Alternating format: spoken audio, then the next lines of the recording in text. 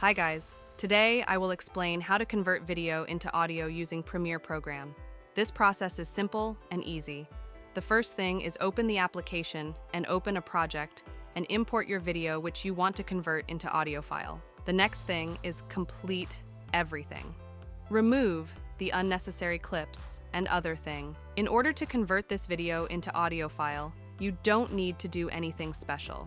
Export this by tapping on the option Export, which is on the left top, or type Ctrl M or Command M from your keyboard. Now we are in Export section, and you can see the estimated file size is 121 megabytes in order to change it into audio file. Here you can see the option of video. Just turn it off. Now you can see the size of my video has been reduced to only 2 megabytes.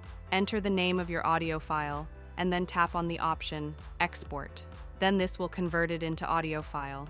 And it was the way by which you can convert your video into audio using Premiere Pro.